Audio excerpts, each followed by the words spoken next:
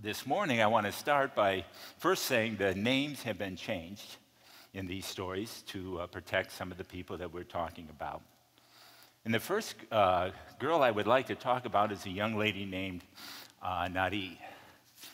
And you can see that Nary was a cute little thing when she came to our center. She was held by an American pedophile for months. And you can see what the ICE agent said about it, and then you in law enforcement realize if you say it is one of the most appalling cases, you understand it wasn't just a matter of rape or even serial rape. It was a matter of torture this poor young girl had to live with. On top of that, it was her mother who trafficked her. It was her mother who came and collected money on a monthly basis from the man who was abusing her. On top of that, her mother became a witness on his behalf when he was arrested and brought to trial. But when Nary came to our center, literally hundreds of people began to pray for her. Day one that happened in her life. There were people all over the world praying for her, and after just 6 weeks of being with us, experiencing Christ's love, a change came about in her life.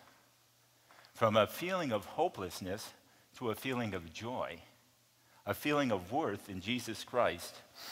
And as a result, she wrote this letter to her mother that I want to share with you. It says, "Dear Mom, how are you? I am very fine because I stay in a very good center. There are many skills to learn here. They teach me English, computer, music, and Khmer. I will study hard to look after you when I grow up. You stay in prison and are very miserable, and I am sorry, Mom. I miss you very much. Now I believe in Jesus, and I pray for you in prison. I pray that you will believe in Jesus like me. If you believe in Jesus, he will help you. Please do not be hopeless. Do not give up until you are free. When you get my letter, please tell my brother not to worry about me. I want you to pray to God and ask him for whatever you want.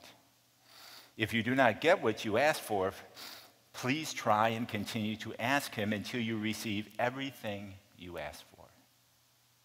Don't forget to follow my example when you pray. Close your eyes, think of God, and ask him for what you want. God bless you, your daughter, Nary." Prayer can do that. It can take a child that's been to the depths of hell and bring her to the point not only to forgive her mother, but to pray for her mother, to want to care for her mother. But that's not the end of her story. You see, Nary was called to come to Los Angeles, California, along with 4 other girls from our center to testify against that man who had abused her in Cambodia.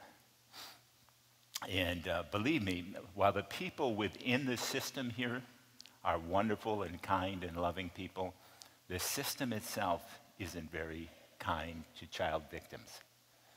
And we had to do preparation, and there was, of course, much legal preparation, but there was spiritual preparation for Nary too.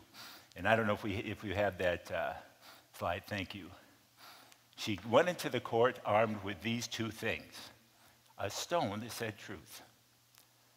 And what she knew is that she could be like David up against Goliath, that man that had hurt her. And all she needed was a stone, and her stone would be truth. If she could speak the truth, she could protect many other girls from ever suffering the way that she did. The other thing was an ID card.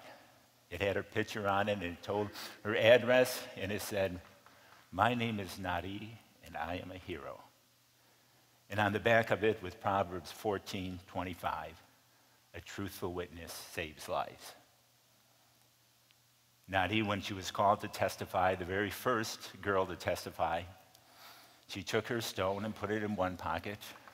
She took her ID card and she put it in the other pocket. She had her little stuffed animal under her arm, and she marched into that courtroom, packed with people, standing just feet away from the man who had brutally abused her.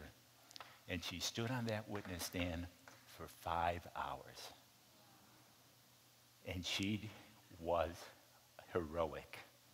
And because of her testimony, and the testimony of the other 4 girls from our center, that man was convicted on all counts, and he will never leave prison.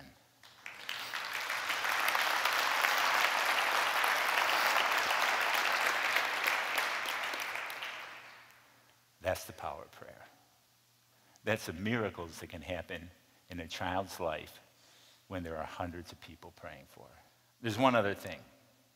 You know, sometimes we're at an occasion or an event, and we are blessed, and we don't even really recognize it. And today is kind of a day like that. Her real name is Kuntia. And Kuntia not only testified in that courtroom, Kuntia, because she did, was offered by the U.S. government, she and the other 4 girls, visas to come study here. Kuntia is a student at Roseville High School.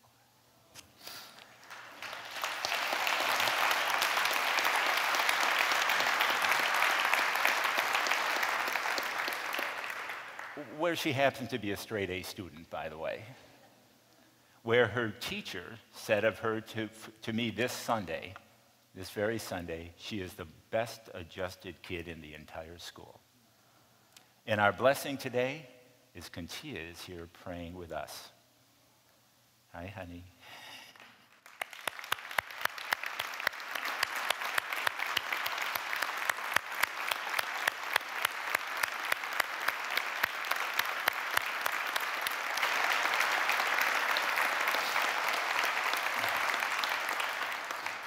So thanks for this opportunity. Please keep on praying that I might be able to continue my expertise in experiencing the blessing of your prayers. God bless you.